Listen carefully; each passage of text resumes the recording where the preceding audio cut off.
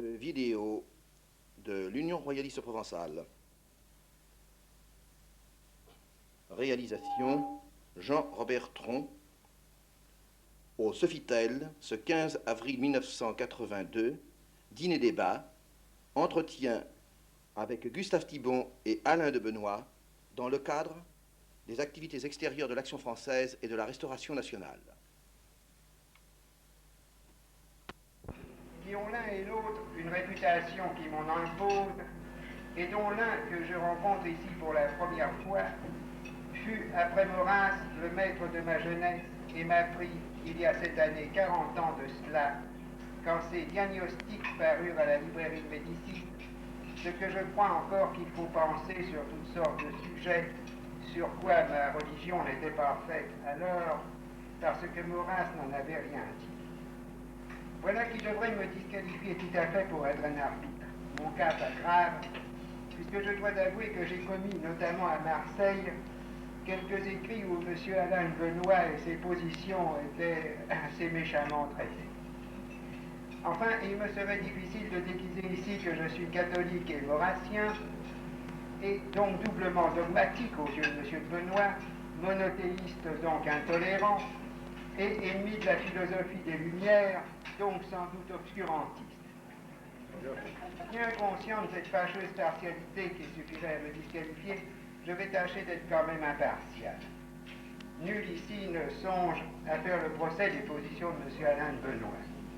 Mais comme ce sont les positions de M. Alain de Benoît qui sont nouvelles, encore qu'à certains égards elles soient très anciennes, comme c'est des positions de M. Alain de Benoît dont tout le monde parle à présent, ce sont naturellement les positions de M. Alain de Benoît qui vont être critiquées, ce qui n'est pas nécessairement pour lui un désavantage, puisque cela lui donnera l'occasion de les soutenir. Et comme Alain de Benoît attaque le christianisme, ce sera à Gustave Thibon à défendre la foi, le dogme, la philosophie pérennis et sa propre pensée. Mais, comme Alain de Benoît a écrit à peu près sur tout, le débat risque d'être infini, et de ne pouvoir tenir dans le temps malheureusement fini qu'il nous a laissé. Il risque aussi de s'égarer et d'être tout à fait désordonné. Comment imposer un ordre à ce débat? Je propose que nous nous tenions à l'ordre du jour. Cependant, toutes les questions se tiennent et je crois qu'il faudra avoir une piste, il faudra que les deux orateurs aient une discussion peut-être un peu à bâton rompu. En tout cas, elle s'ordonnera tout de même autour des 4 points qui ont été, prévus. Et j'espère qu'il pourra être répondu aux nombreuses questions qui ont été posées d'autre part et que nous avons reçues. Les 4 points, ou plutôt 5 d'ailleurs, mais enfin, il y en a un qui est essentiel, puisque la dernière question, qu'est-ce que le paganisme, est au fond la clé de tout le reste, puisqu'il sera beaucoup question de paganisme ce soir, sans doute. Donc, les 4 ou 5 points, vous les avez déjà reçus, mais je vais lire les questions qui ont été posées d'autre part, qui d'ailleurs s'ordonne autour de ces 4 points comme il va apparaître. Ces questions, donc,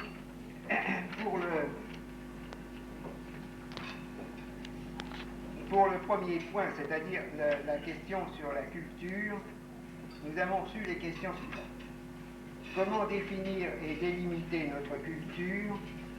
Doit-on parler de culture européenne ou de culture occidentale? Existe-t-il un lien profond et solide entre les diverses cultures et traditions coexistant sur le sol européen? Deuxième question, un bouillonnement culturel intense traduit-il une époque d'imagination créatrice et de renouvellement, ou bien le déracinement et la décadence? Troisième question, quelle est l'influence des groupes de pression internationaux, francs-maçons, juifs, sur les principaux éléments constituant le fond de la culture française et européenne, ainsi que sur la politique en tant que source, moteur et produit de la culture. Enfin, quatrième question qui est importante, la culture américaine est-elle une culture originale ou une anticulture? Voici donc, ceci, ce sont des questions pour le premier point. Pour le deuxième point, c'est-à-dire à propos de l'ordre et de la tradition, nous avons, l'ordre est-il une valeur seulement pratique ou bien est-il une valeur esthétique? Deuxième question, intégrez-vous à votre vision de l'avenir de l'ordre et de celui de la culture française le pronostic de Wells qui disait vers 1930 que les révolutions futures ne se feront pas contre le nombre mais contre les capables? Et troisième question, va-t-on pas sûrement à l'encontre de l'esprit de tradition dans ce qu'il a de vivant et de fécond, en s'efforçant de ranimer des formes traditionnelles propagées et mortes, plutôt que de mettre en œuvre les conditions de renaissance d'une tradition nouvelle? Alors ensuite, il y a à propos de l'Antiquité grecque, enfin de la Grèce et de Rome, pensez-vous que l'héritage de la Grèce antique soit compatible avec le christianisme? Deuxièmement, doit-on choisir entre Athènes et Jérusalem? Et pourquoi le faire maintenant plutôt qu'à un autre moment de notre histoire? Que reste-t-il d'Athènes? Troisième question, que pensez-vous de l'influence de la culture grecque de Maurras et Simone Weil sur l'orientation de leurs pensées philosophiques et politiques dans leurs différences mêmes? Cette question, il est précisé qu'elle s'adresse à Gustave Thibon. Et une cinquième question qui s'adresse à Alain Benoît, comment vous situez-vous par rapport à eux? Je pense que ça veut dire par rapport à Maurras et Simone Weil. Bon, alors il y a maintenant une série, le quatrième point qui était à propos de la religion et du paganisme. La religion est-elle principalement porteuse ou destructrice de tradition? Ensuite, une série de questions qui sont toutes sur le paganisme. Alors à ce propos, je rappelle qu'il y aura lieu donc définir d'abord le paganisme. La première est quelle est la signification de la fête du solstice? Il s'agit du solstice d'été qui est d'ailleurs devenu dans le christianisme la fête de Saint-Jean. Enfin, il y aura sans doute des choses intéressantes à dire sur cette hypothèse. Une deuxième question, le juif qui, contrairement aux chrétiens, dit oui à la vie, est-il analogue au païen? D'un autre côté, le chrétien incarnant Dieu se rapproche-t-il par là du paganisme dont s'éloigne le juif posant un Dieu totalement autre? Troisième question, comment expliquer le paradoxe de l'agnostique Maurras dont Gustave Thibon a souligné le paganisme vécu à fond durant sa jeunesse, défendant le catholicisme traditionnel et reconnaissant son poids dans la culture et la tradition française? Une quatrième question qui s'adresse à Alain Benoît, quel est le critique qui, selon vous, a le mieux compris votre dernier ouvrage, Comment peut-on être païen? Je mis cette question parmi les questions sur le paganisme parce qu'il me semble que... Enfin, il y avait... non, pas enfin, parce qu'il y en a d'autres, mais il y a une question qui n'entrait pas dans ces quatre sur ces points, qui est posée également à Gustave Thibon et à Alain Benoît, qui est quelle a été l'influence de Nietzsche sur votre pensée ou sur votre philosophie? Il y a aussi deux autres questions. Non, une autre, enfin il y en a encore, on va dire il en reste encore trois. Alors il y en a une qui est un peu longue, que je vais dire, là que nous avons reçue d'ailleurs récemment, qui est, doit-on considérer que c'est par paresse intellectuelle, facilité ou ignorance de leur histoire pré-chrétienne que les peuples européens ont, semble-t-il, définitivement renoncé à mettre en cause une religion, une culture, des habitudes, bref, une vue du monde qui se trouve être, qui ne trouve aucune racine dans leur propre écologie, rapport de l'homme à sa patrie. En d'autres termes, admettre une fois pour toutes le christianisme comme partie intégrante de l'histoire, de la politique, de la tradition française, est-ce n'est-ce pas une décision, voire une démission, voire une reddition similaire à celle de ceux qui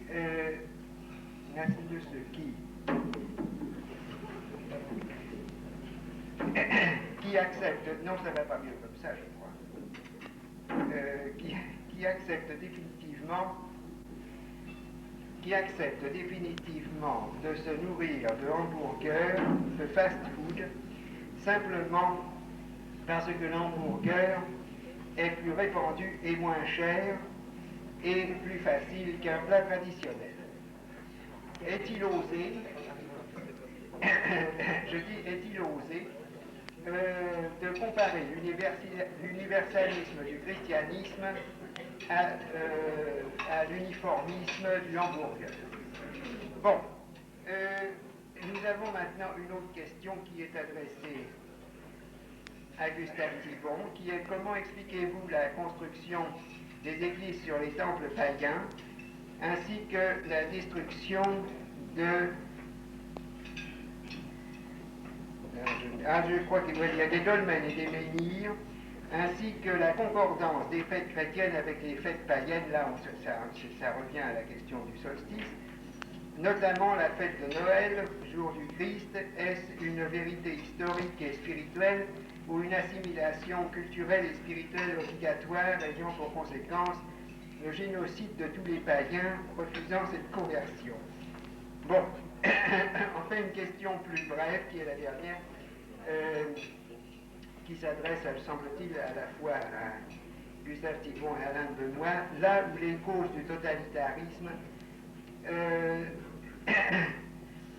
dans quelle religion ou croyance et comment telle religion ou croyance peut engendrer le totalitarisme. À vrai dire, je crois que c'est un thème qui concerne plus spécialement Alain de Benoît, mais enfin tout le monde peut en parler librement. Alors je crois qu'on pourrait commencer donc par la définition du paganisme, si vous voulez bien, ou bien, et ensuite par l'influence de Nietzsche. Parle le premier ou monsieur de Benoît? Je ne sais pas, je pensais qu'on allait parler un peu de culture et de tradition d'abord, mais enfin c'est tout à fait comme vous voulez. Définition.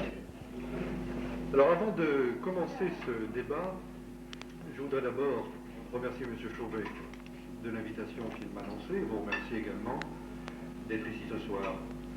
Et par la même occasion peut-être m'expliquer sur les raisons de ma présence. Tout à l'heure, M. Chauvet disait qu'en organisant ce débat et en lançant cette invitation, il avait notamment voulu montrer qu'il n'était pas sectaire, et j'en prends acte bien volontiers, et je crois qu'à ce manque de sectarisme répond également le manque de sectarisme qui est le mien en ayant accepté cette invitation. Mais au-delà de cet échange un peu traditionnel de politesse, d'ouverture, je voudrais vous dire un peu dans quel esprit j'ai conçu ce débat et pourquoi j'ai trouvé appréciable de me confronter, et c'est d'ailleurs en ce qui me concerne la première fois, à un public essentiellement maurassien. Maurras n'est pas un inconnu dans ma galaxie personnelle, et cela fera bientôt 20 ans, je crois, que j'ai commencé à le fréquenter. Une phrase célèbre dit que tout le monde a été et ou sera maurassien. Je ne l'ai pas été, je ne le suis pas, et je ne pense pas que ce soit en route.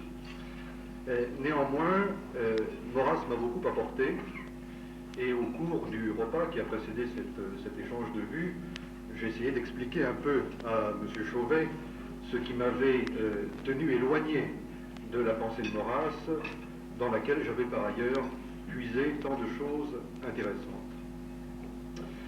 Il est bien clair pour moi que, venant ici, me confronter et dialoguer avec Gustave Thibon, qui est lui-même maurassien, devant un public maurassien, je suppose que par avance, votre sympathie lui est acquise, plus qu'à ce que j'ai l'intention de dire. Et c'est pourquoi je ne conçois pas du tout ce débat dans un esprit d'affrontement électoral. Je veux dire par là que l'essentiel, à mon sens, n'est pas de savoir qui va l'emporter, parce qu'il y a dans ce genre de joute quelque chose d'un peu dérisoire. Je suis venu à ce débat parce que je souhaite enrichir ma pensée en la confrontant à celle d'un auteur pour qui j'ai beaucoup de respect et qui, lui, a une autre pensée. Je dois dire que, par tempérament, je n'aime pas les polémiques, et par ailleurs, j'ai beaucoup plus de plaisir, en général, à débattre avec ceux qui ne partagent pas mon point de vue qu'avec ceux qui le partagent, parce que lorsqu'on se trouve avec uniquement ceux qui partagent notre point de vue, et bien en quelque sorte, on se livre à un monologue. C'est donc d'abord, en rendant hommage à Gustave Thibon, pour tout ce qu'il est et pour tout ce qu'il a écrit, que je voudrais ouvrir ce débat.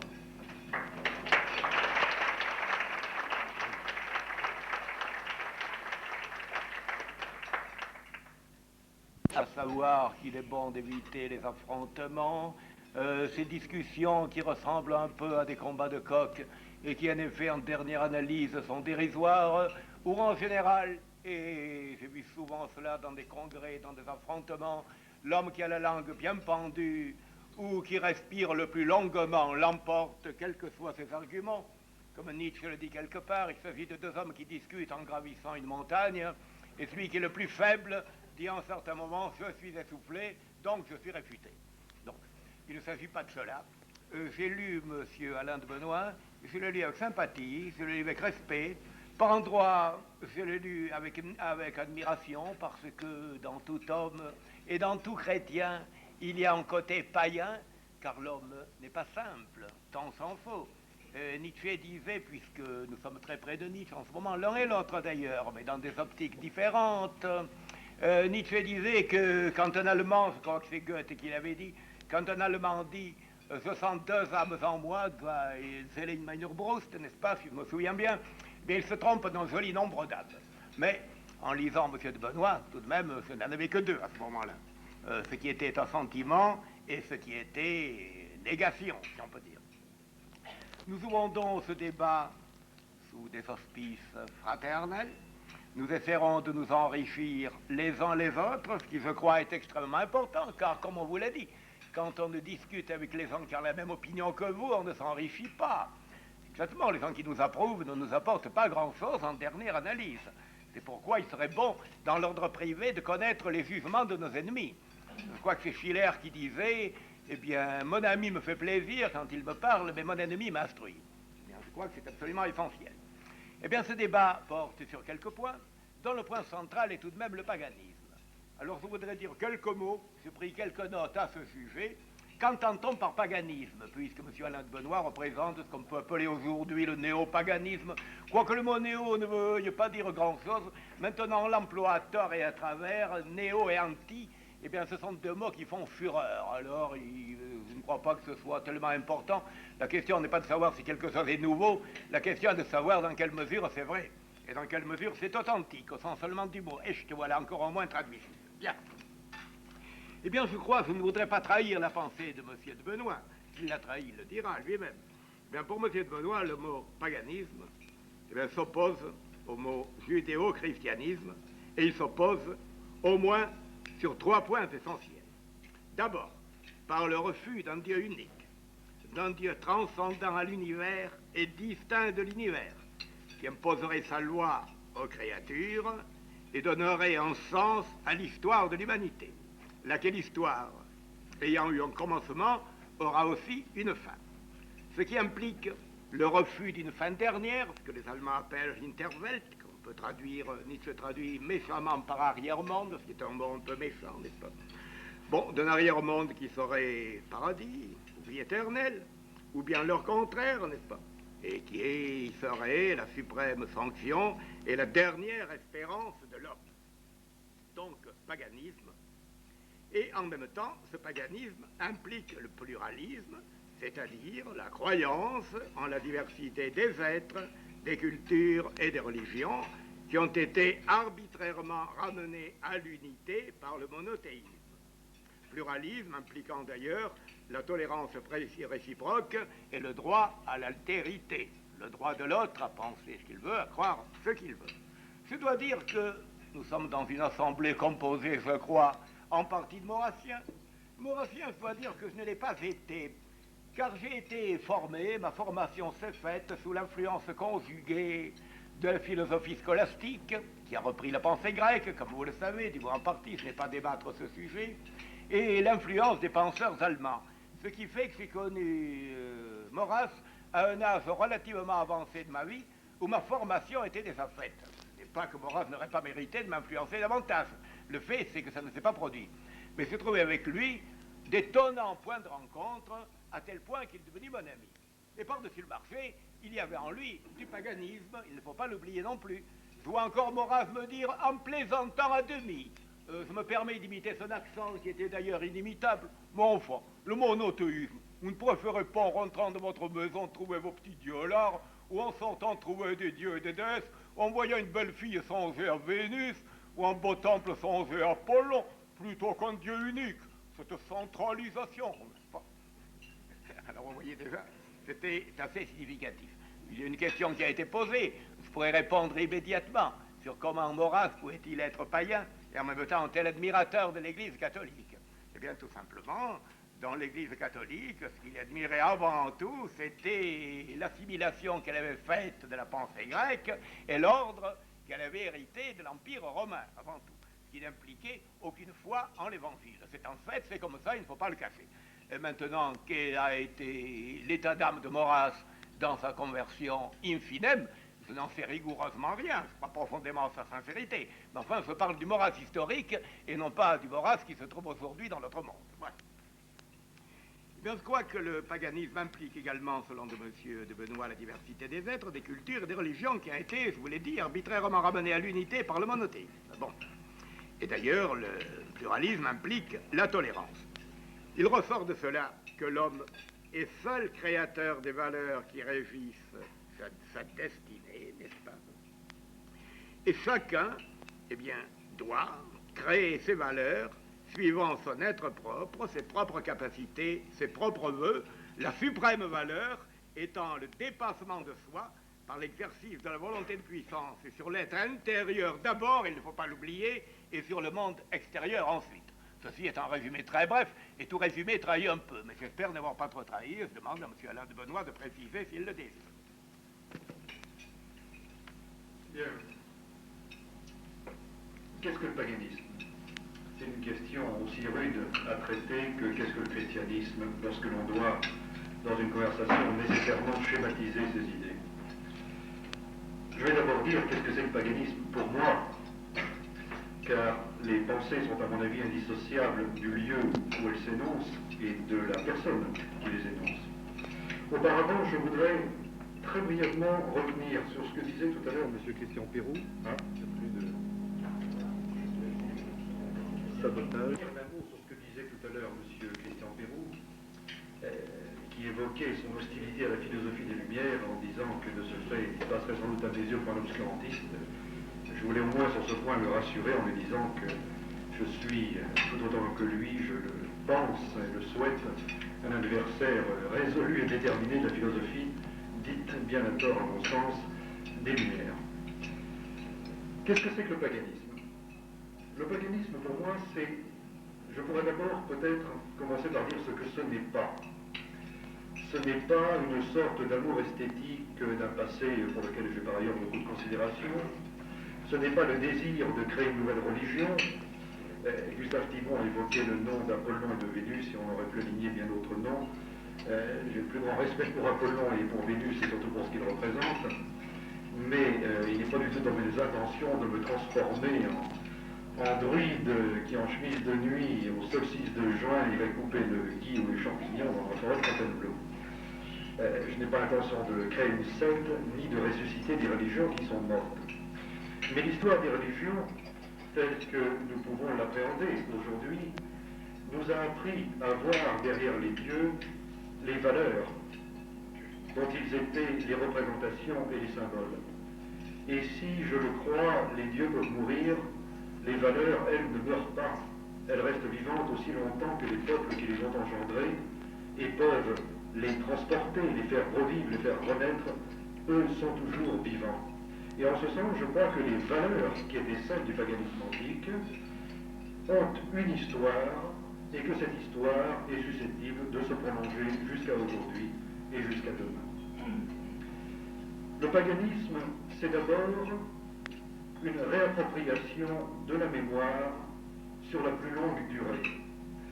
Maurras disait que l'homme est d'abord un héritier, il avait mille fois raison.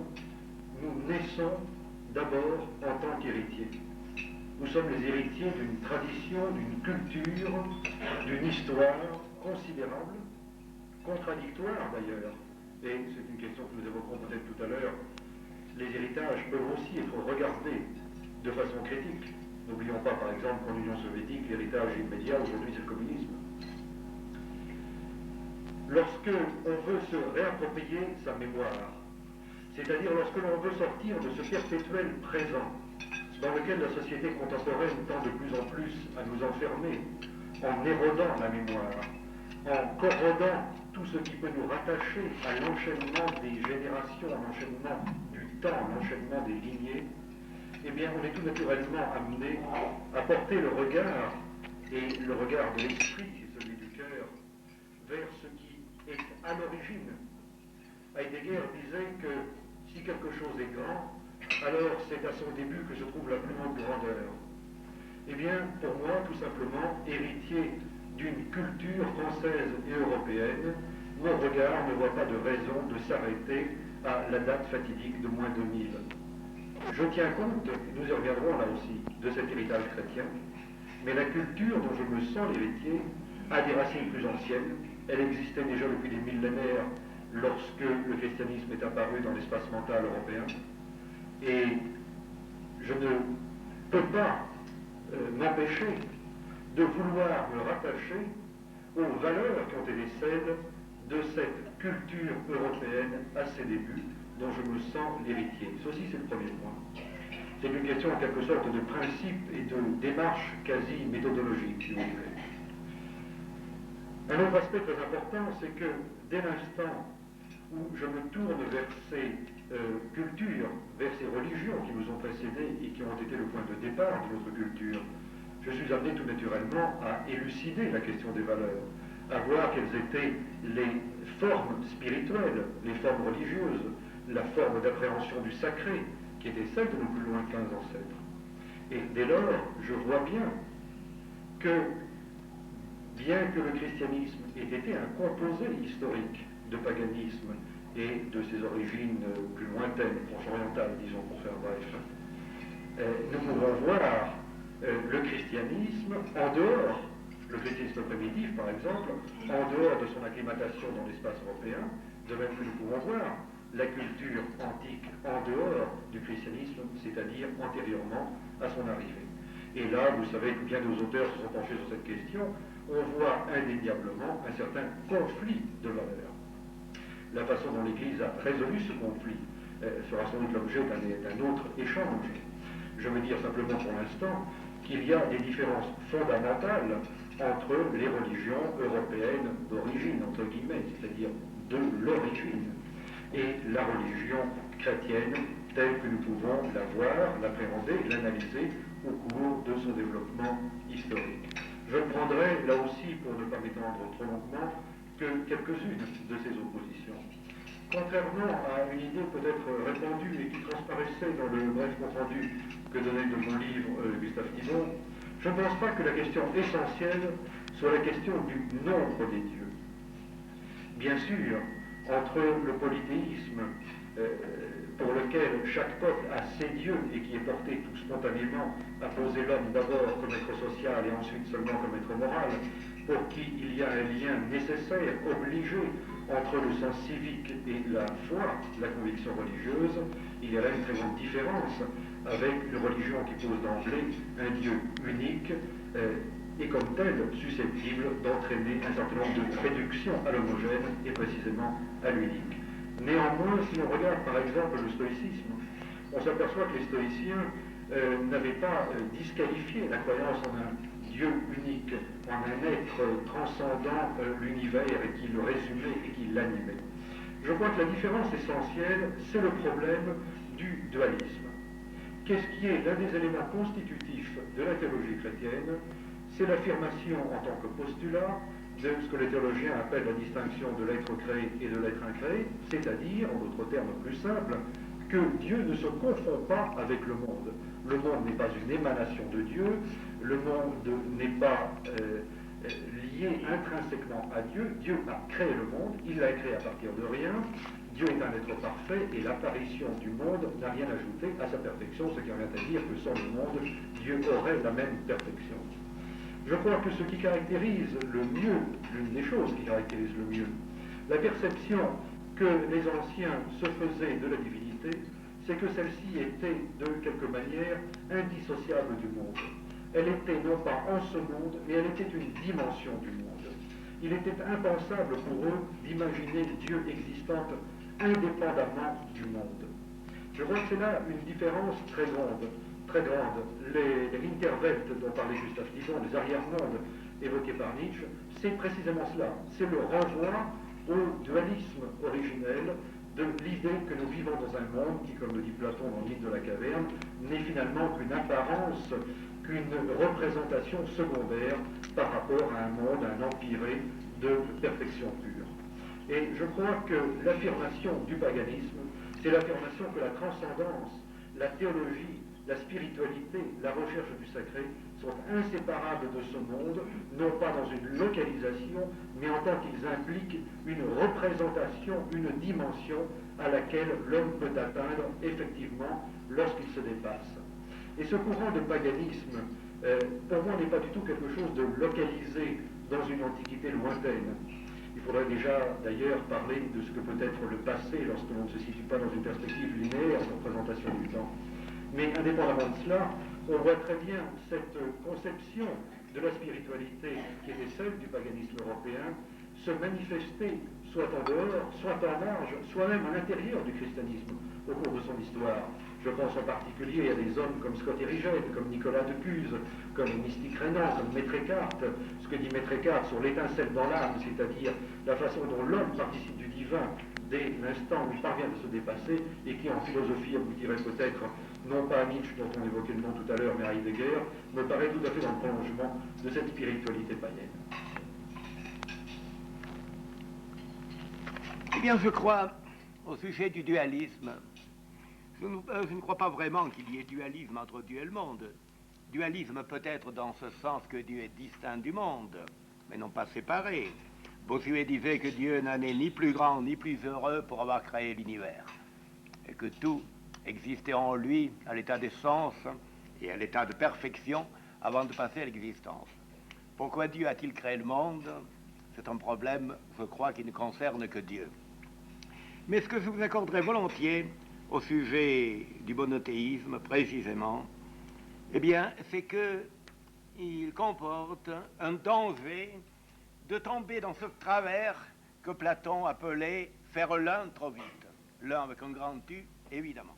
Alors, très souvent, l'homme, eh bien, à partir du monothéisme, construit l'un très vite, ce qui amène incontestablement des limitations, à la limite du sectarisme.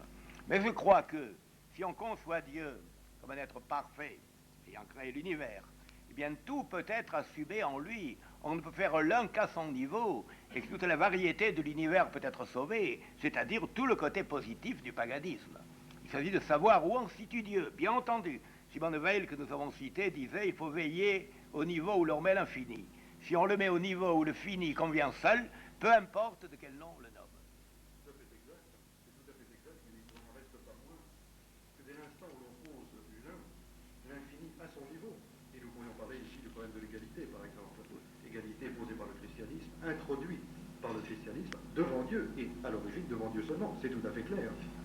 Il n'empêche que lorsque l'on pose un certain nombre de thématiques nouvelles, on s'expose par cette généalogie des idées que les historiens des idées connaissent bien et retracent bien, on s'expose à ce que la dimension change et ce que l'infini soit déplacé de lieu. Je crois que beaucoup d'idéologies modernes peuvent s'interpréter comme des transpositions profanes du christianisme. Transpositions profanes qui parfois s'inscrivent à l'intérieur d'une critique du christianisme, mais qui n'en aurait pas moins été possible historiquement sans le christianisme. Je voudrais aussi peut-être revenir un peu en arrière, parce que je trouve à la réflexion que nous avons démarré peut-être de façon un peu abrupte sur cette question du paganisme et du christianisme. c'est certainement quelque chose qui répondait à l'attente de beaucoup d'entre vous. Mais ces choses-là ne sont pas tout à fait compréhensibles si on ne situe pas d'abord le cadre général des choses. La première question qui avait été évoquée, si j'ai bien compris, dans le questionnaire qui vous avait été transmis, était celle de la culture et de la tradition. La culture est pour moi un concept tout à fait clé. Il faudrait déjà là aussi, Gustave Thibon me corrigera peut-être, s'entendre sur la définition qu'on peut donner de la culture. Je me méfie personnellement beaucoup de tous ces termes qui ont tant servi et auxquels on donne des initiales, parfois faute de mieux. Qu'entend-on exactement par culture? Est-ce que nous voulons dire, comme on le dit dans le langage courant, que quelqu'un est cultivé? Est-ce que nous voulons employer le terme de culture dans un sens beaucoup plus large, comme l'emploie par exemple l'ethnologie moderne? Est-ce que nous voulons opposer culture et politique? Est-ce que nous voulons opposer, comme le faisait Spengler, culture et civilisation? Est-ce que nous voulons opposer, comme le fait Lévi-Strauss, culture et nature? Vous voyez bien que ce sont là des couples de termes qui impliquent des définitions tout à fait différentes. Pour moi, l'homme est d'abord un être de culture. C'est-à-dire que, comme je me souviens d'un entretien que j'avais eu il y a quelques années avec l'éthologiste Konrad Lorenz, et qui me disait, si vous dites que l'homme est un animal, vous avez raison, mais si vous dites que l'homme n'est qu'un animal, vous avez tort. Eh bien, qu'est-ce qui fait que l'homme n'est pas qu'un animal? Qu'est-ce qui fait sa spécificité par rapport aux autres animaux? C'est précisément son indétermination. On pourrait presque dire qu'il est biologiquement déterminé à être indéterminé. C'est-à-dire que l'homme est toujours confronté à la nécessité d'un choix. Il n'est pas agi par son espèce. Il n'est pas programmé en quelque sorte dans ses actes les plus élémentaires jusqu'à ses pensées les plus hautes.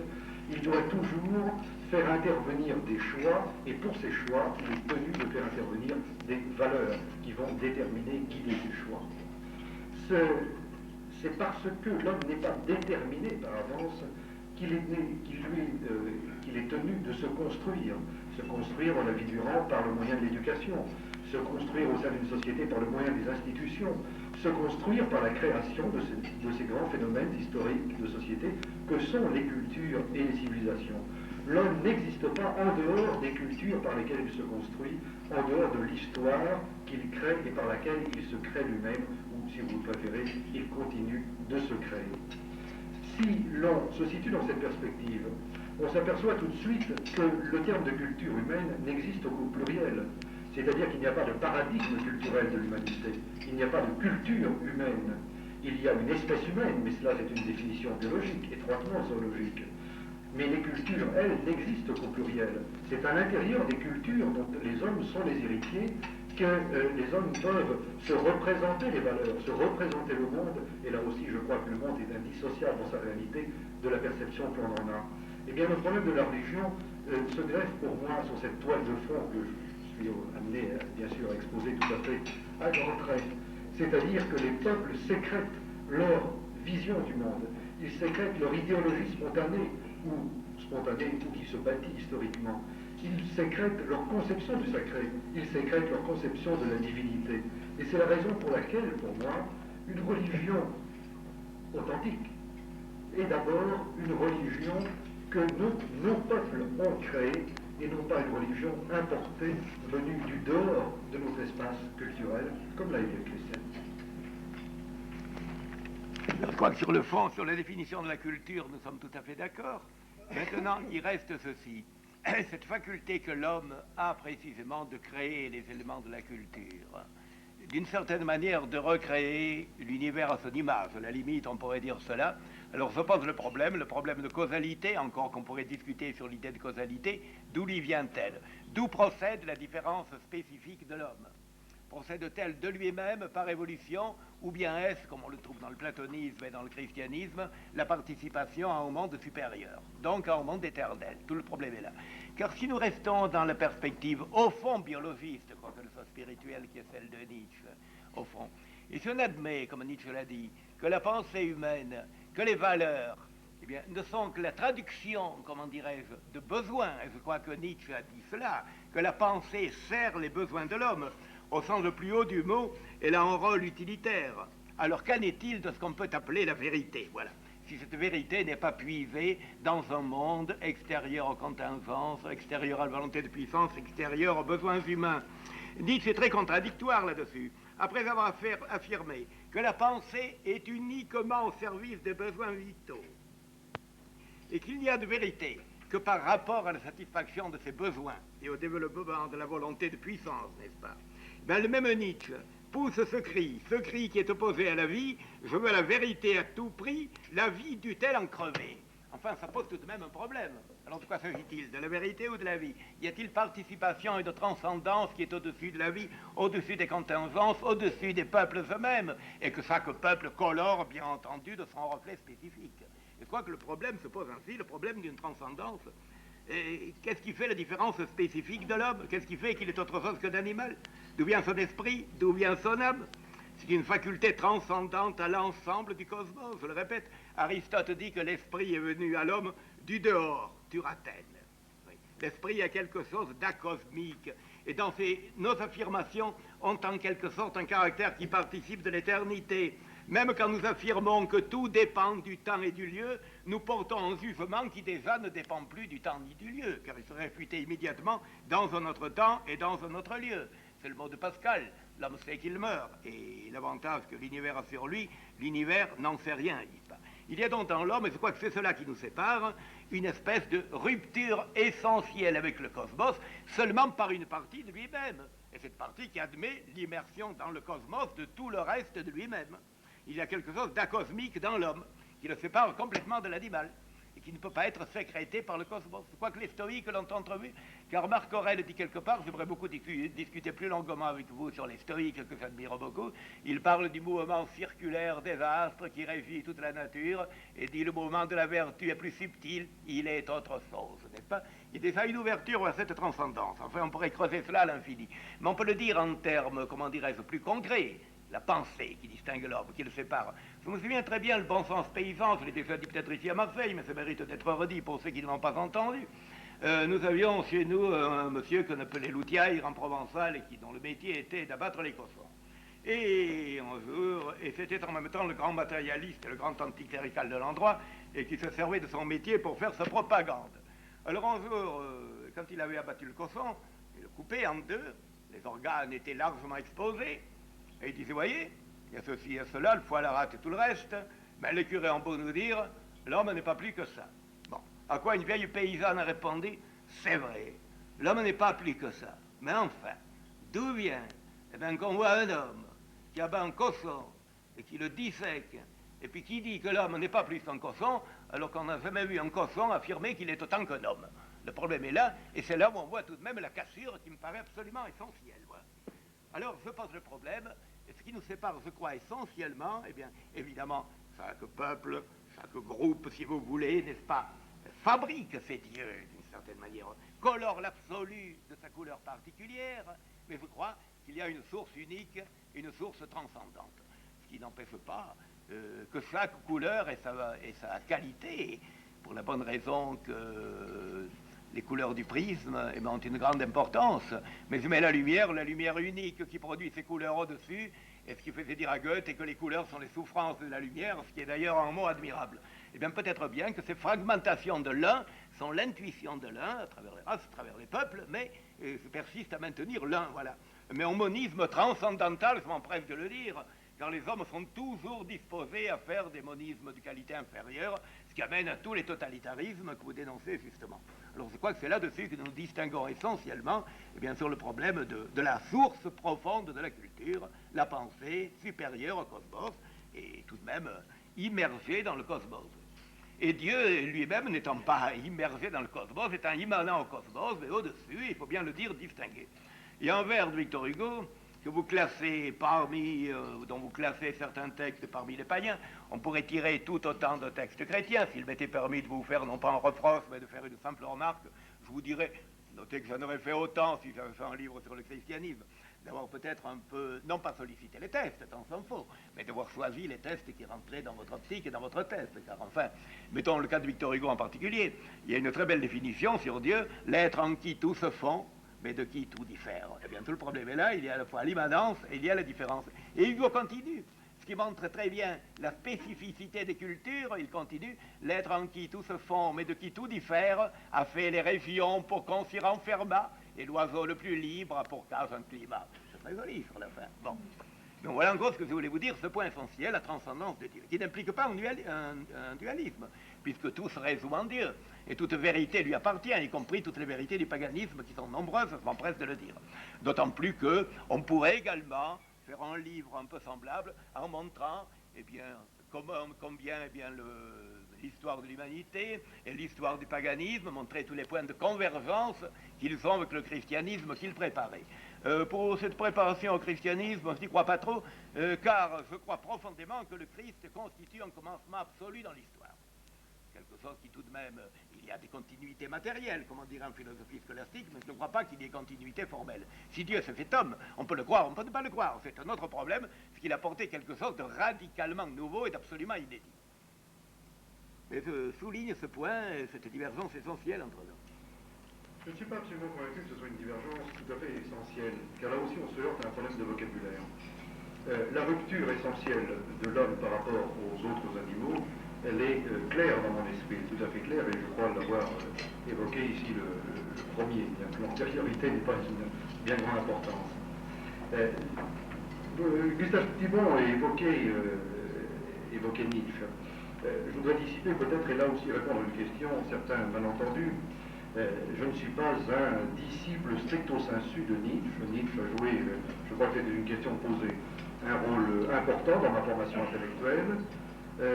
Si je devais me situer philosophiquement, je dis cela peut-être pour apporter une précision, je serais plus du côté de Heidegger que de Nietzsche.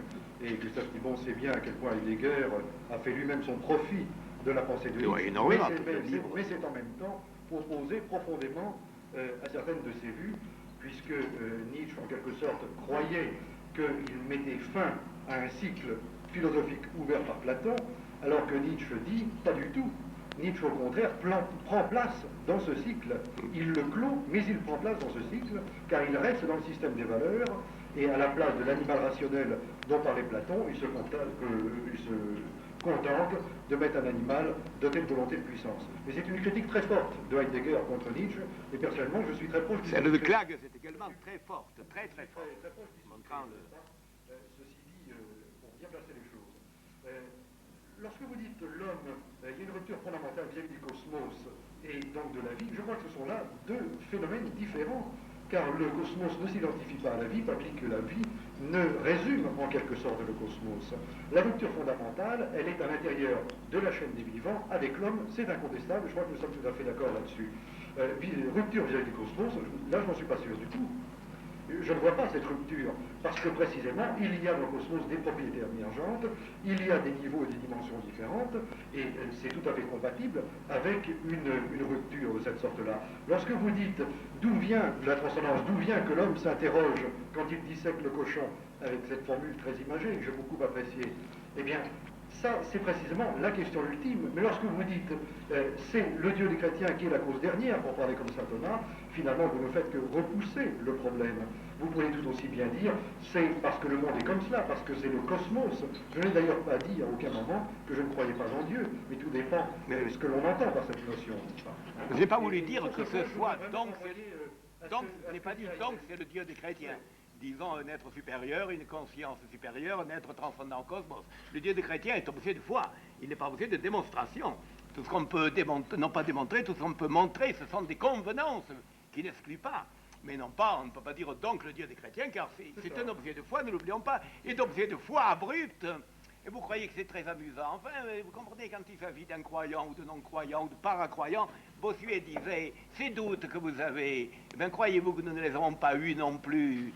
Et parce que vous y avez succombé, alors que nous y avons résisté, vous croyez que nous les avons eu moins que vous. Mais on les a aussi, n'est-ce pas? Il ne faut pas... Et ce n'est pas une petite affaire, eh bien, de croire tout de même, cher monsieur, que un certain événement qui s'est passé en Galilée, sous le règne du 3e César, n'est-ce pas? Cette petite histoire dont on connaît bien le dénouement, n'est-ce pas?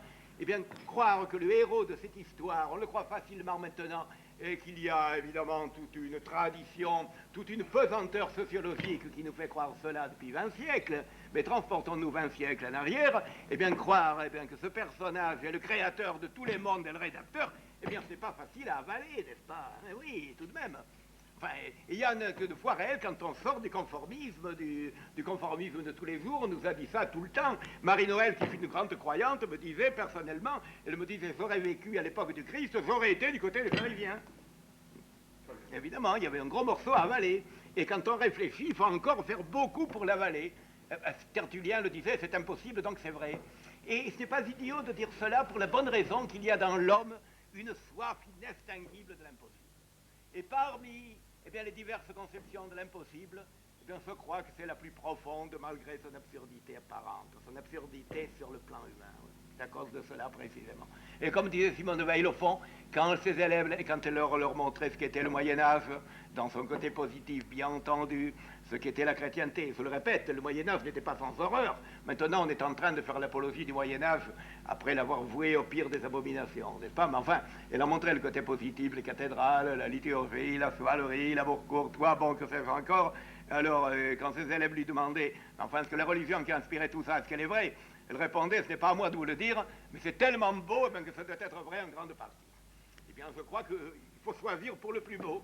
Enfin, et non pas tellement par intérêt personnel, non pas parce que dans le christianisme, le bâton est le plus dur et la carotte la plus juteuse, selon l'expression que vous avez citée dans votre ouvrage, mais tout simplement parce que c'est le plus beau.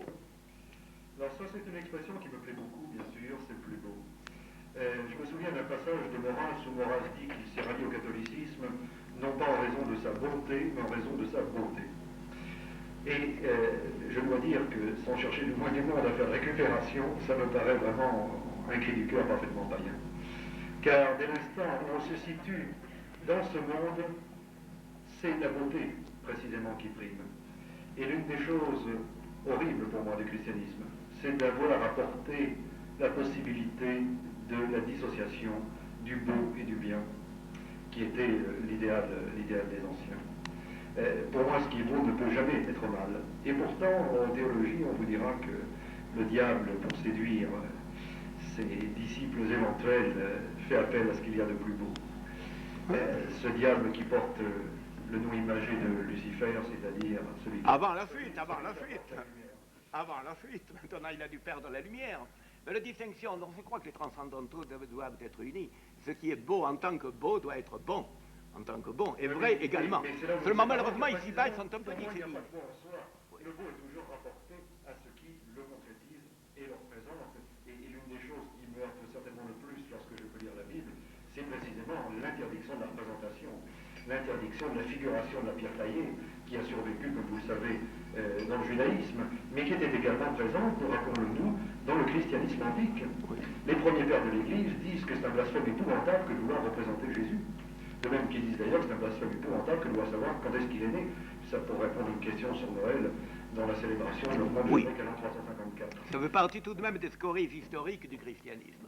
Ça n'a pas une très grande importance. À ses débuts. Oui, mais d'ailleurs, vous savez bien que dans la tradition du christianisme oriental, où il y a un art chrétien, les icônes byzantines, etc., cet art a été beaucoup moins libéré que dans la tradition occidentale, car il était impensable pour des Européens pour qui Dieu se représentait. Dieu n'était conceivable, était inconcevable en tant qu'invisible, en tant que pur esprit. Il n'était concevable que par la médiation symbolique de la représentation imagée. Eh bien, cet interdit n'était pas possible. Et cela, ça fait partie justement de ce composé de tradition biblique et d'esprit païen qui était celui...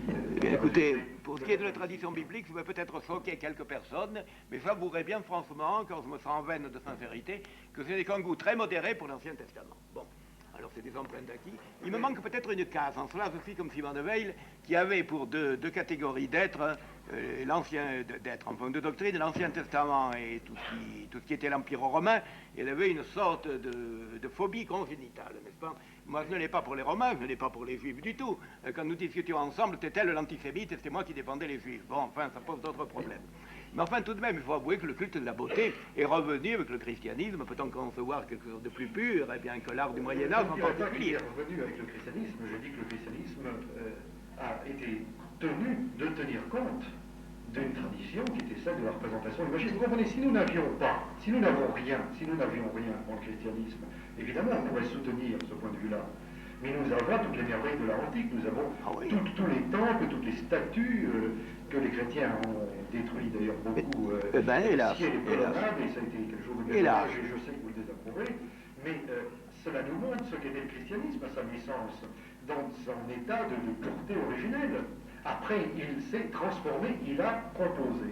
Et d'ailleurs, on voit très bien que lorsque le christianisme s'implante en Europe, il se trouve devant un terrain qui n'est pas un terrain vierge, qui n'est pas un terrain barbare, qui est devant des hommes et des femmes qui ont une représentation du monde, qui ont un certain nombre de valeurs et souvent un certain nombre de croyances. Dans un premier temps, presque partout, le christianisme s'efforce de les déraciner, c'est-à-dire c'est l'attaque frontale.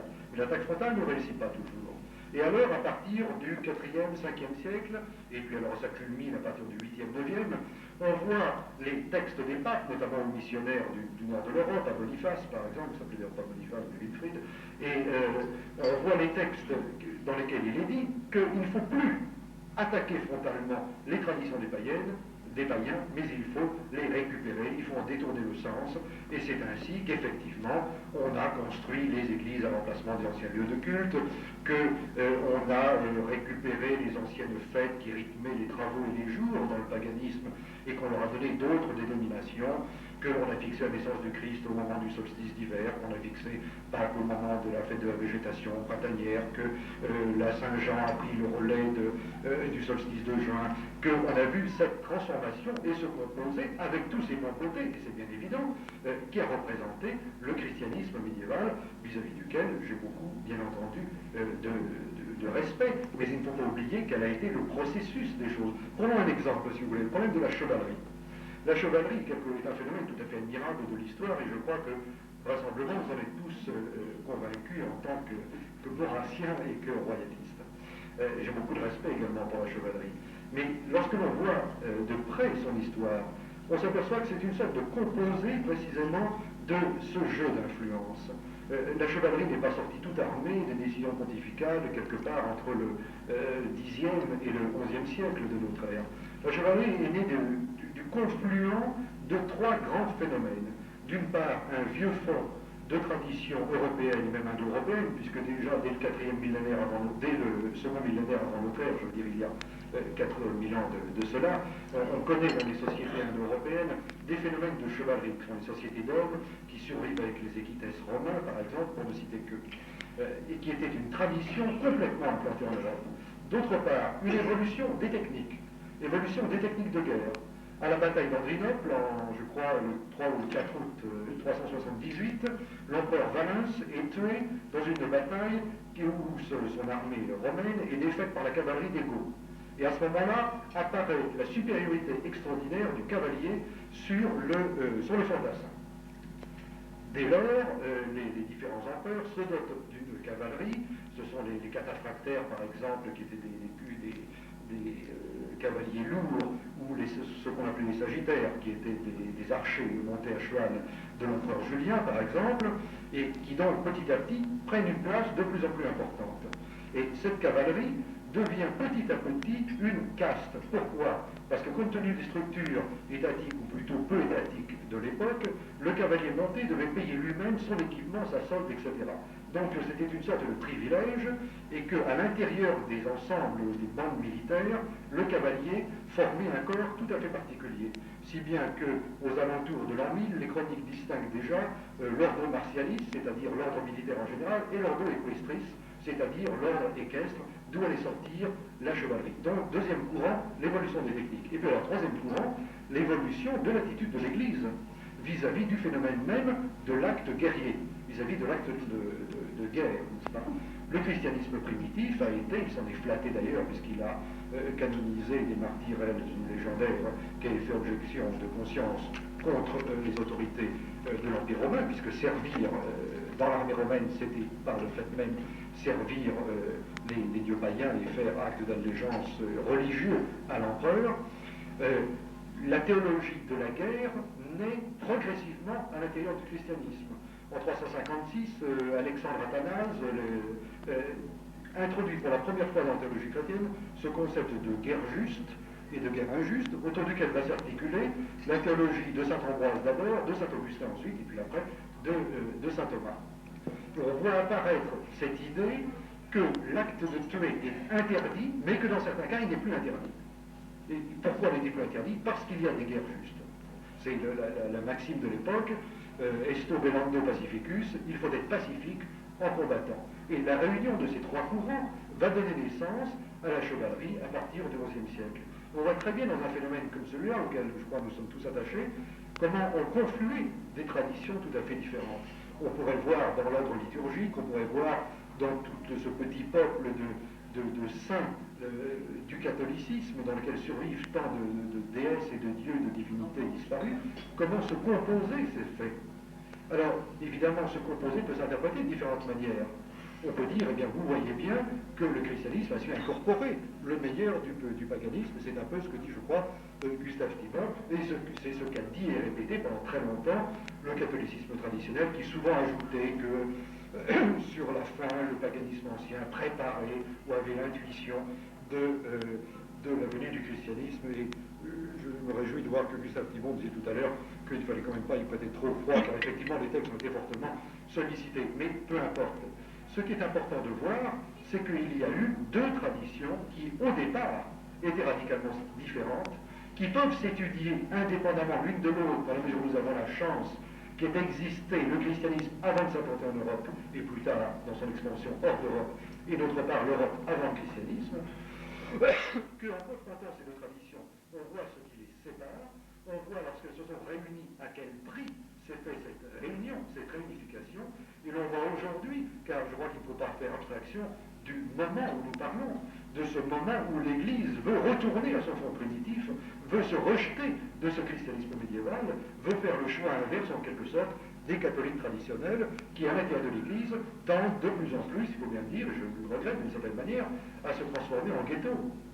Maurras, lorsqu'il faisait ce choix, Maurras, le jeune païen Maurras, de la période de 1891, disons jusque vers 1911, le jeune Maurras qui avait en Grèce faire le pèlerinage à l'Acropole et qui écrivait ce livre magnifique, qui devait d'ailleurs s'appeler Promenade païenne, et qui finalement s'est appelé Antinéa dans la première édition apparue, si ma mémoire est bonne, en 1901, dans sa formule originale, puisque vous savez que l'édition 1922 était expurgée déjà en fonction de son évolution propre, et dans lequel il disait des choses extrêmement critiques vis-à-vis du christianisme. Pourquoi est-ce que Maurras s'est rallié à un catholicisme de raison? Parce que précisément l'Église de son temps, sociologiquement, historiquement, constituait encore un élément d'ordre. Je ne suis pas certain qu'aujourd'hui il ferait la même démarche compte tenu de ce qu'est devenu le christianisme et de ce qu'est devenu l'Église qui l'incarne et qui le représente, non seulement l'Église chrétienne catholique, mais également les Églises protestantes. Ceci pour dire simplement que chacun fait son choix. Lorsqu'on est un chrétien sociologiquement de droite, eh bien, on se fixe sur le christianisme médiéval, sur le Nouveau Testament, et qu'on rejette un peu l'Ancien Testament, c'est ce que disait Gustave Thibon tout à l'heure. Mais aujourd'hui, le christianisme veut faire retour à ses origines bibliques, hébraïques, il veut faire retour à l'Ancien Testament, il lit de préférence, pour prendre une formule, l'évangile de Marc plutôt que l'évangile de Jean, puisque l'évangile de Jean est considéré comme plus droitier, ou comme plus hellénisant que l'évangile de Marc, dont certains nouveaux prêtres font même des lectures matérialistes. Donc vous voyez, je crois qu'il faut être très prudent dans ce genre d'aventure et d'appréciation. Oui, mais ce que vous appelez en quelque sorte adaptation de l'Église, je l'appellerais plutôt intégration. Il est bien certain que les premiers chrétiens qui appartenaient, vous l'avez montré, c'était très vrai, qui dans l'immense majorité étaient des gens incultes, des gens du peuple, si on peut dire. Enfin, le christianisme a pénétré les élites très lentement, à partir du IIe siècle, du IIIe siècle. Ils sont allés, si on peut dire, au plus près, n'est-ce pas? Le message du Christ est arrivé, c'est le message de la vie éternelle. Ils l'ont vécu intérieurement comme ils ont pu, et évidemment, les formes de la culture leur ont échappé. Le plus pressé, c'est la destruction de ce qu'il y avait avant. Pour une loi élémentaire, je vous interromps juste une seconde là-dessus, qu'on ne peut implanter quelque chose que lorsque l'ordre ancien a disparu. Donc il fallait effectivement incendier les temples, démolir les statues, mutiler toutes ces œuvres d'art qui nous laissaient l'Antiquité, et vous savez à quel point le massacre a été énorme. Oui, je le sais bien, mais la question n'est pas là, et puis alors peut-être si on mettait la question dans son vrai jour, je l'ai dit tout à l'heure, il y a eu certainement des retombées humaines et du christianisme qui ont été très lourdes. On pourrait en dire du paganisme également, n'est-ce pas? Pour le moment, nous en montrons le côté positif, mais enfin, il y avait également le côté négatif qui était tout de même extrêmement sérieux. Mais il y a quelque chose à laquelle on croit ou on ne croit pas, et qui pourrait évidemment, c'est absolument impossible de le faire croire à celui qui ne le croit pas, et surtout de le faire sentir à celui qui ne le sent pas. ce qu'est la révélation du Christ, c'est tout de même la révélation d'un monde qui est hors des catégories humaines. Ce que saint Paul appelle l'homme nouveau. Je ne donne pas comme le monde donne. Mon royaume n'est pas de ce monde, et pas dans le sens de l'intervalle nietzschéen, à aucun degré. Un monde supérieur où les contradictions s'abolissent, ou si elles ne s'abolissent pas, elles seront au moins dépassées par l'âme. Seulement cet état, qui est l'état surnaturel, n'est-ce pas? Bon, eh bien, il est impossible à traduire en mots, de trouver des mots, le mot surnaturel, le mot grâce, tout ça, qu'est-ce que ça signifie? C'est la participation à une vie, qui n'est déjà plus la vie de la terre et qui en dépasse, je vous le dis, les antagonismes, les limites, ainsi de suite, et qui donne une espèce de bonté, d'indulgence universelle, de miséricorde qui n'a rien à voir avec la sensiblerie qui a été dénoncée par Nietzsche et qui est, je crois, l'essentiel du christianisme. Le reste, le côté culturel, le côté anticulturel, quelquefois, ça fait partie de retombées humaines, on en trouve partout, n'est-ce pas? Maintenant, vous comprenez, si nous prenons également le paganisme, et le paganisme, vous le prenez dans ce qu'il a de plus pur, mais si nous en voyons, certaines retombées, ça a existé, vous êtes jeune et je vous en félicite, il n'y a pas de quoi d'ailleurs, c'est un privilège purement chronologique. Mais enfin, quand on a vu, par exemple, comme j'ai vu, et comment? Et voilà. L'embêtant, c'est que la promotion est en rebours dans ce domaine-là. Voilà. C'est pourquoi, quand on idéalise la jeunesse, c'est embêtant, ce merveilleux privilège, c'est quand on enlève un morceau, n'est-ce pas? Bon. Puis enfin, on peut rester longtemps jeune quand on le reste tard. Verspet jung, lang jung. Alors, vous comprenez, alors là, je ne veux pas faire un attaque absolument pas personnel, ni rien. Je parle de notre néopaganisme que j'ai connu, auquel je ne veux vous assimiler à aucun degré, puisque j'ai lu votre article contre le racisme. Mais enfin, dans l'Allemagne des années 30-40 que j'ai connu, il y avait un sursaut païen, il y avait un sursaut, un appel au retour vers l'homme indo-européen. Et j'avais beaucoup d'amis à ce moment-là, n'est-ce pas? Et des amis très chers en Allemagne. Et ça fait mal, je vous prie de le croire. Alors là, je vous parle sérieusement.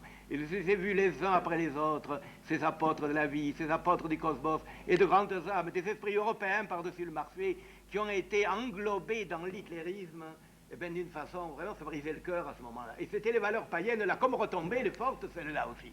Alors il faut faire attention. Votre Heidegger, que vous citez très bien, n'est-ce pas? J'ai entendu Heidegger dire le Führer représente toute la réalité allemande, passé, présente et future. Bon. Oui, mais alors il faut rappeler quelque chose. Je crois que vous avez tout à fait raison de soulever ce problème. Alors là, c'est un problème très important.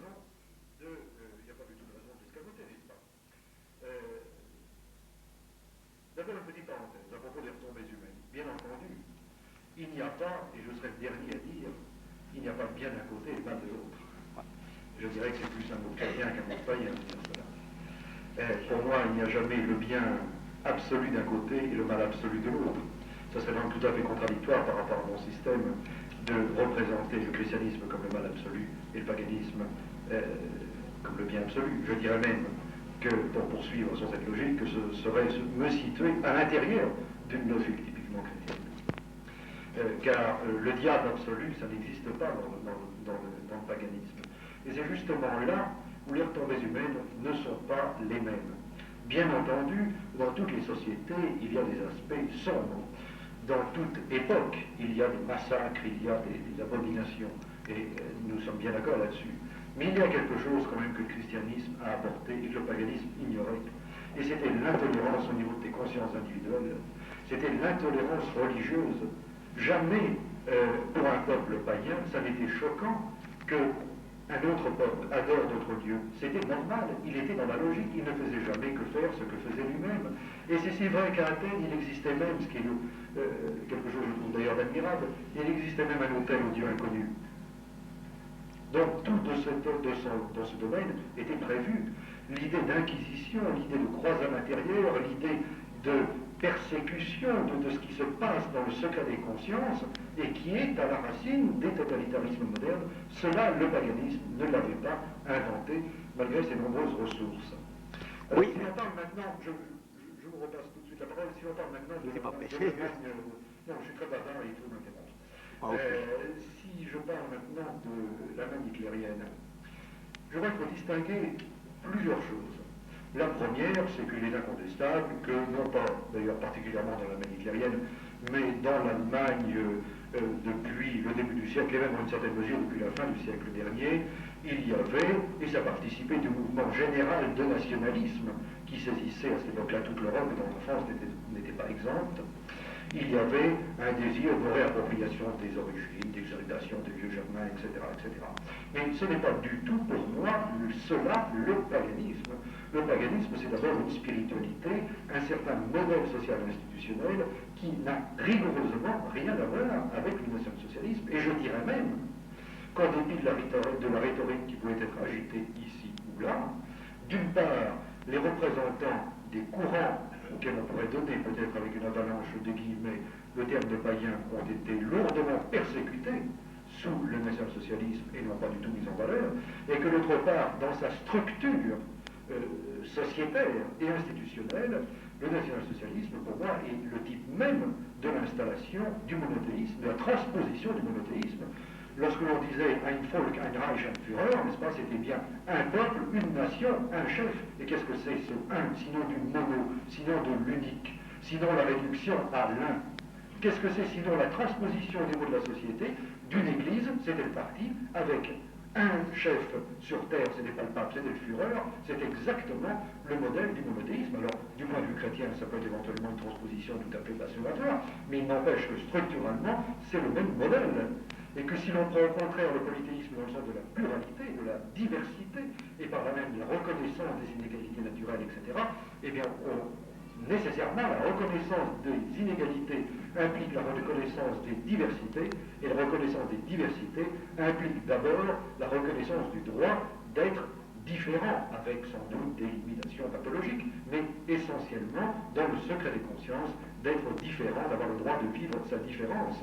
Alors ça, je crois que c'est une chose importante. Et à propos de Heidegger, vous savez bien que Heidegger a adhéré au parti nazi en 1933, qu'il en a démissionné 5 mois plus tard, bruyamment, pour avoir refusé d'appliquer les mesures antisémites à l'université de Fribourg, dont il avait été nommé doyen, et qu'à partir de 1935, les cours de Heidegger se déroulent sur surveillance de la Gestapo, qu'il est démis de ses fonctions, que ses étudiants reçoivent l'interdiction d'assister à ses cours, que son nom est interdit, qu'on n'avait pas le droit de citer son nom, ni dans la presse, ni à la radio, qu'une campagne idéologique sans précédent menée contre sa philosophie est lancée par les idéologues nationaux-socialistes qui étaient Alfred Bäumler et Ernst Krick, que lorsque, vers 1943, il a fallu faire la levée en masse parce que l'Allemagne perdait un nombre considérable d'hommes, Heidegger a été officiellement décrété l'universitaire le moins indispensable à l'Allemagne de l'époque, et qu'on l'a envoyé faire des travaux de terrassement sur les bords du Rhin. Alors c'est une chose qu'il faut quand même rappeler, si l'on veut passer à sa juste mesure, disons ce que pu penser Heidegger à tel ou tel moment, mais je dirais que l'historien de la philosophie... Je le sais, mais c'était quand même gros de pouvoir affirmer une chose aussi énorme, même une seule fois, ce que personne n'aurait osé dire de Louis XIV ou de Charlemagne, tout de même. C'était ça, c'est gros. Enfin, tout cela, je crois, n'est absolument qu'un détail. Mais j'avoue que le totalitarisme est une mauvaise retombée du christianisme et du monothéisme, c'est très clair. Seulement, cette mauvaise retombée, ce n'est pas la faute du christianisme, c'est encore moins la faute de Dieu. C'est trop évident, hein. Le Führer, l'homme, enfin, qui incarne et tout, et le refus du pluralisme, faire l'un trop vite, ça va, c'est entendu. Seulement, encore une fois... Comment ? Parce qu'entre la destruction de la culture antique d'une part, l'Inquisition après, les croisades intérieures, l'extermination des Saxons, la croisade contre les Stettinger, les Albigeois, les procès de sorcières, etc., oui. L'introduite, ça a quand même fait beaucoup de dégâts. Je ne veux pas tomber dans une espèce d'humanisme un petit peu excessif et tiré sur les larmes traditionnelles. Enfin, oui, mais ça que l'introduite, excusez-moi, ça a duré quand même pas mal de temps. Alors je sais bien que dans le socialisme, la phase de transition tend à s'éterniser, mais lentement, on ne l'a pas tellement vu apparaître, ou plutôt on le voit apparaître maintenant, où justement l'Église vire à gauche, c'est ennuyeux. Comment on voit apparaître, oui. Je dis que ce refus de l'intolérance, on le voit plutôt apparaître maintenant où l'Église glisse à gauche. Alors ce n'est quand même pas très agréable non plus d'un autre côté. Non, c'est pas agréable non plus de l'autre côté, oui, c'est certain. Alors si le vrai christianisme, il est très bien, mais il n'a jamais marché, il n'a jamais été incarné, c'est comme le vrai socialisme qui est tellement parfait quand il se réalise, ça ne marche jamais. Oui, mais alors là, tout de même, alors il faudrait dire une chose, je suis tout à fait d'accord, pour ce qui est de il faudrait d'abord examiner chaque cas, le temps, le lieu, le nombre de victimes, les nécessités peut-être, ne l'oublions pas, il ne faut pas oublier aussi que s'il n'y avait pas eu une certaine inquisition en Espagne, et que l'Espagne était le théâtre de guerres de religion comme l'étaient les autres pays, il est très vraisemblable que le Turc aurait mis tout le monde d'accord en avalant l'Europe. On a été tout près. Et on n'aurait pas eu la bataille de l'Épante. Alors chaque cas doit être jugé à part. Mais alors, Vous comprenez, ce sont les obscurités de l'histoire, c'était les mœurs du temps. Je crois qu'il y a eu également des génocides païens dans l'Antiquité. Je ne crois pas que les Romains ont été toujours extrêmement drôles avec les populations conquises non plus. Encore qu'ils avaient une très grande fréquence. Ça n'avait pas le même caractère. Et Carthage, par exemple, a eu une culture aussi, qui a été déracinée, qui a été détruite. La Gaule... C'est une guerre. C'est une guerre. C'est tout à fait autre chose. Ah oui, après la guerre d'Elenda, hein, ça a été... oui, car... Bien sûr. Il y avait une guerre. Quand on fait la guerre, c'est pour la gagner. Pour la gagner, Oui. Il faut faire plier l'adversaire. Et à certaines époques, il n'y a pas d'autre moyen de le faire plier que de le détruire. Et d'autre C'est le général de la guerre, et j'en mets ça ni au compte du christianisme, ni au compte du paganisme. Lorsque je parlais tout à l'heure d'une intolérance spécifique, c'était quelque chose de bien différent, qui est la guerre contre le droit à la différence dans le secret des consciences. C'est cela que le paganisme avait ignoré. C'est là où le point est important, il ne faut pas le faire dévier. Évidemment, seulement voilà. On peut dire une chose, toutes ces choses sont plus ou moins expliquées historiquement, car il en était de même dans le camp opposé à cette époque-là. Ça pouvait répondre à des nécessités ou des pseudo-nécessités, mais vous faites tout de même du christianisme un tableau où vous nous montrez que c'est tard, ses faiblesses ou ses caricatures. Il reste tout de même qu'il y a eu tous les mouvements de la charité chrétienne, qui n'était pas la sensiblerie évoquée par Nietzsche. Il y a eu tout de même une civilisation progressive. Il y a eu tout cet ensemble de mœurs, d'habitudes, toute cette création de beauté qui a été inhérente à ce qu'on a appelé la chrétienté. Nous parlons du Moyen-Âge, on pourrait parler de beaucoup d'époques. Il y a un effort missionnaire qui a été héroïque, qui n'a pas été toujours d'une extrême intelligence, et quelquefois un peu violent, je le sais bien. Mais enfin, il est clair que tout de même, il y a un ensemble positif du christianisme, le nombre de génies et tout. Et puis, à la clé, à la base de tout cela, la révélation de la vie éternelle. Mais là, on y croit ou on n'y croit pas. Mais que le christianisme soit comme le socialisme, qu'il n'ait jamais été pleinement incarné, d'accord. Il ne sera jamais pleinement incarné pour que les hommes soient parfaits, que le péché disparaisse. On en est très loin. Mais un paganisme complètement tolérant, eh bien, risque de ne jamais être incarné, car l'intolérance est tout de même au fond de l'homme. Mais enfin, il y a tout de même le côté positif, le côté historique. Maintenant, je crois que le christianisme, en dernière analyse, peut-être, eh bien, ne peut être défendu que de l'intérieur. C'est pourquoi les arguments de l'apologétique, eh bien, si forts soient-ils, me paraissent toujours extrêmement faibles, car on opposera une chose à une autre, l'un dira l'Inquisition, l'autre sortira, l'autre dira les œuvres de charité, on n'en sortira finalement plus. Y a-t-il quelque chose de plus profond même que l'apport à la civilisation? Y a-t-il une espèce de vie intérieure qui est donnée aux chrétiens et qui n'est pas donnée aux autres hommes? Pas, voilà. Vous avez tout à fait raison. Oui. Tout le problème est là, c'est un problème d'intériorité, même d'expérience personnelle. Il y a des gens de sang chrétiens qui n'ont jamais fait l'expérience de la profondeur du christianisme et étaient battus tout des hauts, les profondeurs de Dieu. Alors là, c'est un autre problème, évidemment. Alors toute discussion, et bien sûr, cette dimension peut être, comment dirais-je, devient oisive et dérisoire pour la bonne raison que les deux personnes qui discutent n'ont pas la même expérience. Et en plus que nous sommes, alors, quand il s'agit du domaine de la subjectivité dont vous avez beaucoup parlé, justement dans votre livre, eh bien, on n'est jamais certain de l'authenticité de la subjectivité de l'autre, de sa Echtheit, n'est-ce pas, de son caractère authentique. Et dans ce domaine-là, c'est le domaine où la falsification est le plus facile, où on peut croire avoir compris ou on n'a pas compris, croire avoir vécu et n'avoir pas vécu. Et ça, je crois que cela... De mettre l'accent sur l'incommunicable, oui, et c'est bien clair. Oui. On arrive forcément, à un moment de la discussion, c'est normal, à cerner le point où on ne peut pas aller au-delà. Parce que là, il y a la foi, il y a des certitudes intérieures, il y a des émotions, il y a des sentiments, toutes choses que je place très haut, et contre lesquelles, ou face auxquelles, la froide raison, la logique, précisément, ne peut que développer des choses relativement dérisoires. Néanmoins, nous sommes bien obligés de faire comme si, puisque c'est la raison même d'être de notre débat. Mais ce que vous disiez à propos du christianisme, bien sûr, bon là, nous défendons chacun une thèse, nous l'illustrons chacun par nos exemples. J'insiste sur le fait que pour moi, le diable n'existe pas, n'est-ce pas, et le diable n'est pas le chrétien. Cela signifie que je ne représente pas du tout le christianisme uniquement sous les jours du simple. Il a eu ses grandes œuvres, il a eu ses apports. Je suis le premier à reconnaître la merveille des cathédrales et de bien d'autres choses encore, dont les cathédrales sont un symbole parmi d'autres.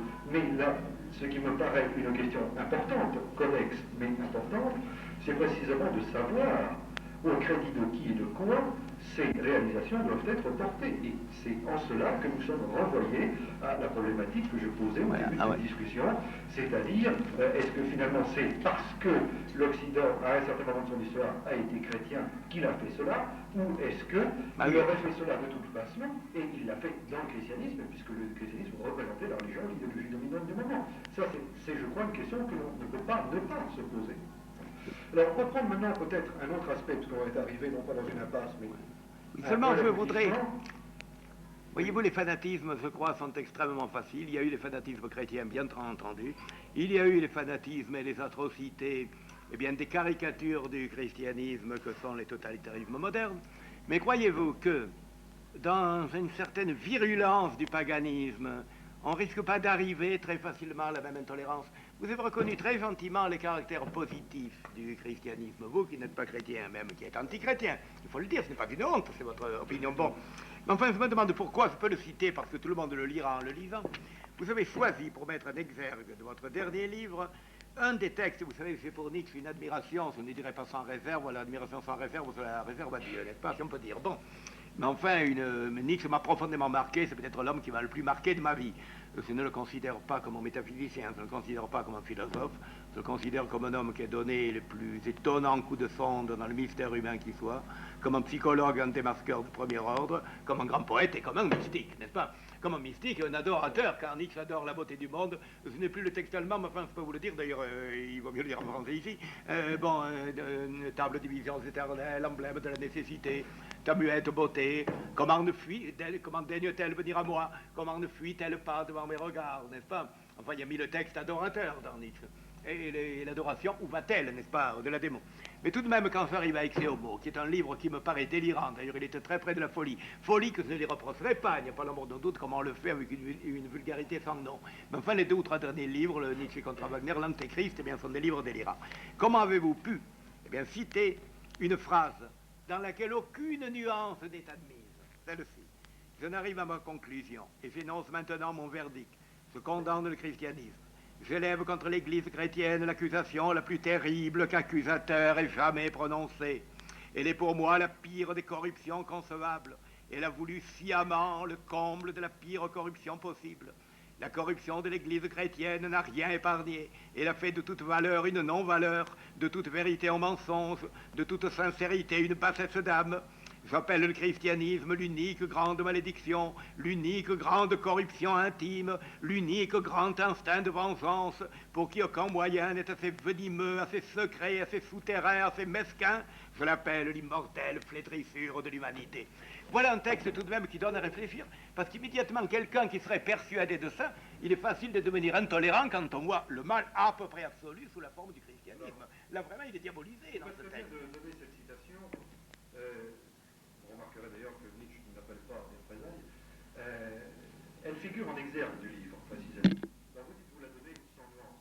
Elle n'est pas dans le texte, elle est en exergue du texte, et tout le livre, précisément, constitue la nuance. Pourquoi est-ce que j'ai choisi cette citation? Vous disiez tout à l'heure que c'est un texte de la fin de la vie de Nietzsche, vous avez tout à fait raison. C'est justement le point d'aboutissement, en quelque sorte, d'une réflexion, d'un itinéraire sur lequel, bon, je ne reviendrai pas. Cette citation vient là, au début de ce livre. Pourquoi? Eh bien parce que elle nous fait question immédiatement. Elle nous demande en quelque sorte, pourquoi est-ce qu'un homme, dont on reconnaît quand même les qualités par ailleurs, a pu écrire cela? Pourquoi est-ce qu'il est arrivé à ce verdict? Et le livre essaye, en apportant précisément toutes les nuances qui s'imposent, de répondre à cette question que l'on se pose. Il prend le problème, en quelque sorte, c'est un peu ambitieux, mais vous voyez certainement dans quel contexte je veux dire, il prend le problème là où Nietzsche le laisse.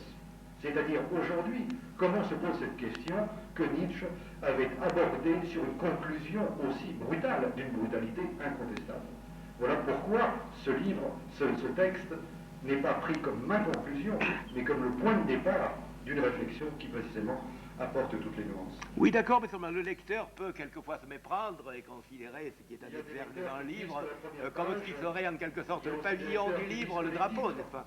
Il y a une question tout à l'heure qui m'a été posée, qui était de dire, je crois, quelle était la critique, quel est le critique qui a le mieux compris votre livre, comment peut-on être païen? Je crois que c'est une question qui a été posée, je suis un petit peu embarrassé pour répondre, non pas qu'il n'y ait pas eu bon nombre de critiques, mais parce que le trait général de la critique dans le pays et l'époque où nous vivons me paraît-elle généralement de ne pas comprendre ce dont il parle.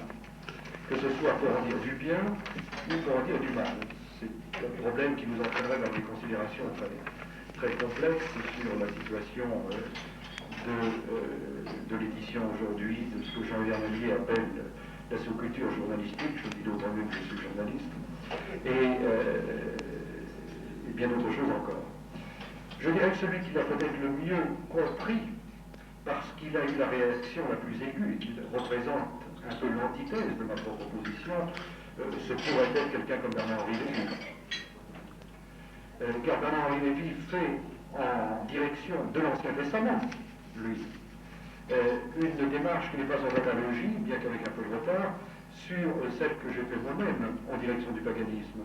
Car, que dit Lévy? Lévy dit, dans la crise de société, etc., le milieu commun où nous vivons, il faut faire retour à la Bible. Or, moi, Lévy, je ne crois pas en Dieu. Mais la Bible, c'est autre chose que l'histoire d'un certain Dieu, c'est un certain nombre de valeurs, c'est un certain nombre de motifs, thématiques, symboliques, d'attitudes mentales, etc., qui, elles, conservent leur validité aujourd'hui. Or, en fait, dans mon livre, je ne fais pas autre chose que faire la même chose, sauf que c'est l'inverse. C'est-à-dire d'effectuer non pas ce retour aux sources, mais ce recours aux sources qui sont susceptibles de nous parler encore aujourd'hui en tant que thématique, valeur, etc., etc. Ceci pour répondre à une autre question. Mais un autre point dont j'aimerais parler avec Gustave Thibon, car ça me paraît être là aussi on reviendra d'ailleurs, ça nous amènera à redéboucher à nouveau sur la révélation, mais une grande différence entre ce qu'on pourrait appeler la mentalité de l'Antiquité et celle du christianisme de ses origines ou de la Bible. Entre Athènes et Jérusalem, on prend une formule utilisée par Lévy, avant lui, par Heine et par bien d'autres. C'est la conception de l'histoire. Dans le paganisme, la conception de l'histoire est une conception qui est soit cyclique, soit, je prends un anachronisme en disant sphérique, car je prends l'image de sphère précisément chez Nietzsche, dans le passage que vous connaissez bien. C'est-à-dire une représentation de l'histoire où il n'y a ni début ni fin, et où il n'y a en tout cas pas de finalité obligatoire. Or, le christianisme, lui, introduit d'emblée l'idée d'un sens de l'histoire, non pas d'un sens dans les événements qui vont se passer demain, mais d'un sens global, c'est-à-dire qu'il y a un début absolu de l'histoire, il y a la création, il y a l'incarnation de Dieu fait homme dans la personne de Jésus, venu pour rédimer l'ensemble de l'humanité, qui crée une césure totale dans l'histoire de l'humanité et qui met en route un processus qui trouvera son accomplissement à la fin des temps. Et entre les deux, il y a évidemment l'épisode du péché originel, vécu d'ailleurs et analysé théologiquement dans le judaïsme et dans le christianisme de façon tout à fait différente. Cette idée d'un sens global de l'histoire, c'est-à-dire que l'histoire a un sens, et un sens dans les deux acceptions du terme, un sens, une direction, l'histoire va globalement dans un certain sens qui est le jugement dernier, le règne de Dieu en gloire, et il est impensable et exclu, si l'on partage les prémices de la foi, que l'histoire ne s'achève pas de cette façon-là, et un sens au sens de signification, c'est-à-dire que l'histoire globalement n'est pas privée de sens, elle a un sens global. Ce sens n'est pas celui que lui donnent les hommes par leur volonté et leur projet entremêlés et entrant en dialectique les uns avec les autres, c'est celui qui résulte du projet que Dieu